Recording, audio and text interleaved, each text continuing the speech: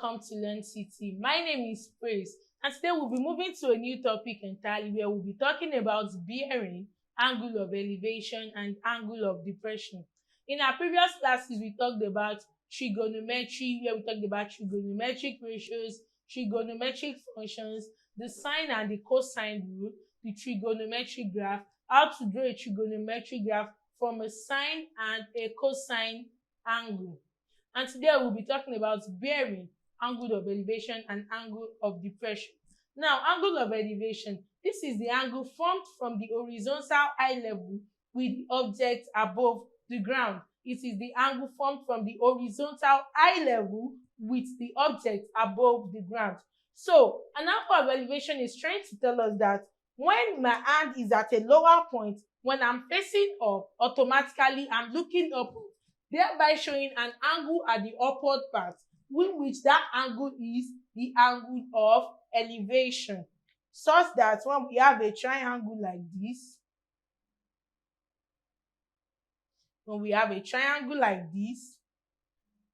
and we have an angle here, and we have P here. So, the way at which this angle is moving up, the angle at which O makes here to P is known as the angle of elevation. Now, the angle of depression is just the opposite of angle of elevation, in which the angle of elevation is the angle formed below the eye level to the ground, such that when we have this place to be P and this place to be O, such that the angle at which O is facing down to P, this shows that angle O is being depressed at object P. This shows the angle of depression. And bearing basically means the angle at which a particular object or someone is facing. It is also known as the measure or distance or direction of an object in operation. It is the measure of distance or direction of an object in operation. And bearing can easily be placed to the north, to the south, to the east, or to the west, which is the upper part, the lower part, the right hand side, or the left hand side. Now, explaining angle of elevation and depression. Now, if an observer O with his eye level at OA views an object P located above OA, the angle that theta E which OP makes with OA is called the angle of elevation, such that what we have here to be O. And this is the eye level which it makes at A, there beginning to be OA.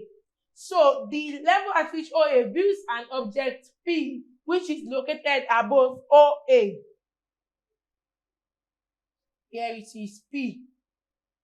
Here we have in which the object P is located above OA. So, the angle OE, which OP makes with OA, is called the angle of elevation,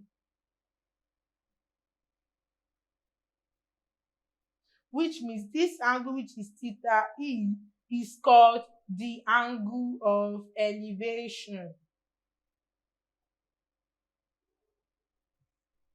If the same observer views another object Q located below OA, at OA where we have Q, the theta D which OQ makes with OE is called the angle of depression. So the angle which comes down here, point Q, is called angle of depression.